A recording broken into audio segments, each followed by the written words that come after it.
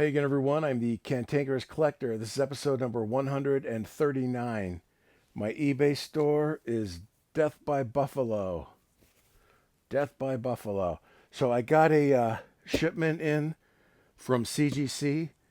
These were a batch of books that I sent them just over a month ago to get graded.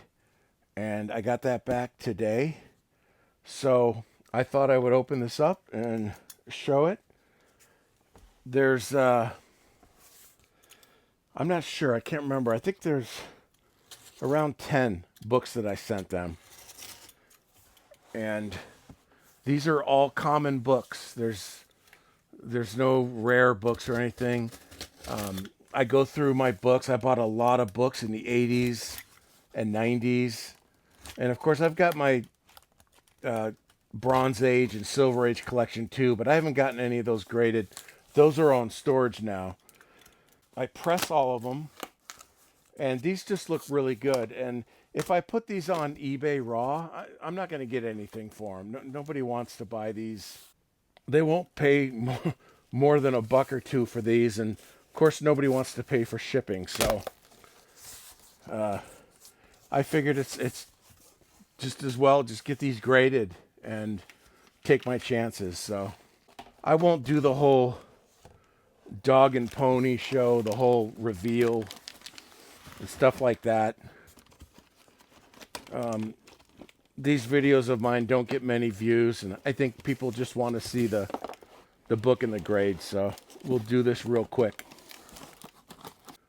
So I screwed up. I created a batch of comics to send them. You go on their website, you log in the books to get a packing slip, and I inadvertently slipped in another comic that I wasn't aware of. I don't know how I did that, and so they ended up creating a separate invoice for this particular comic. It's Batman 712 from 1997, and they graded it, of course, which is fine, but they shipped it separately, so they charged me like $30 just to ship this back to me. Instead of putting this in this box that cost $45 for them to ship to me, they sent this separately. So I paid like $75 just to get all these books shipped back to me. Okay, so let's see what I got here. This is Batman number 693 from 1996. This is a pretty cool looking Poison Ivy cover by Brian Apthorpe and Philip Craig Russell. First appearance of Weed Whacker. I'm assuming he's a villain.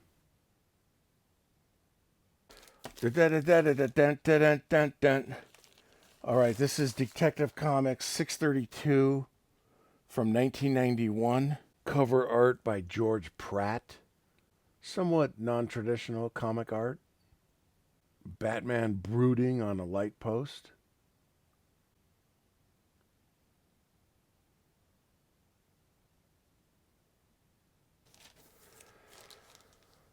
This is Batman number 430 from 1989. I'll admit I wasn't a real big fan of the Batman covers during this time period, during the late 80s and into the early 90s. They seemed to use a lot of different artists for these Batman covers back then. Certainly different than the Carmine Infantino, Dick Giordano, and Neil Adams covers that I grew up looking at. This is Batman 419 from 1988. This was the part 3 of 4, the Batman 10 Nights of the Beast. Batman versus the KG Beast. Mike Zeck cover art.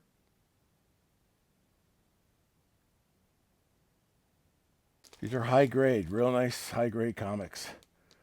This is Justice League Adventures number 1 from 2002.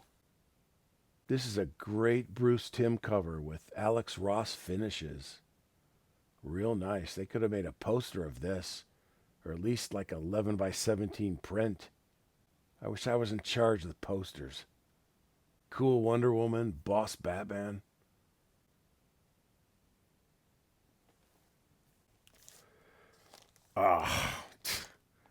You're kidding me. Wow, this book was in real nice shape. Yikes. This is Archie Meets the Punisher #1 from 1994. So Marvel Comics teamed up with Archie Comics to produce this. This was actually a one-shot. So they printed this twice with different covers. So each publisher received a book with a separate cover. John Buscema was one of my favorite artists. He was kind of at the twilight of his career at this time. He did the Punisher drawings in the interior art, and then Stan Goldberg did the rest of the art, including the Archie characters. It's a fun idea. I mean, I love this cover. This cover is better than the other version. Damn it, I wanted a 9.8 because I would have kept this in my collection. But, that sucks. You know, I mean, these books look so awesome. Oh, God. Yeah, I'm getting my ass kicked here. This is Incredible Hulk, Evolution of an Icon. This was a book that they packaged with Toy Biz action figures. And this was like a poster book. And man, this was gorgeous. This book was choice.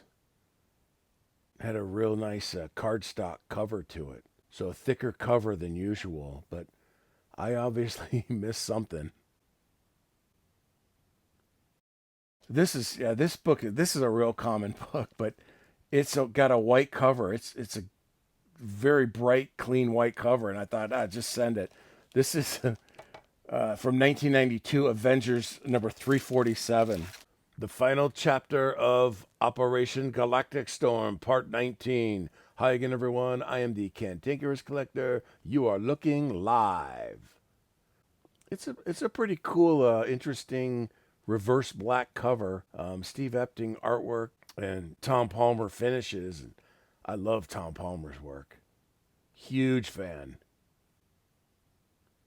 Okay, this is a nice looking book. This is Adventures of Superman number 451 from 1989.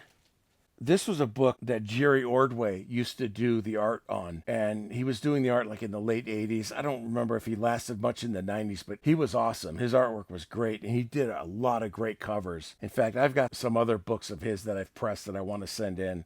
Some of these covers are really cool. This is the Where is Superman newspaper cover, which means I think this is Superman number 38.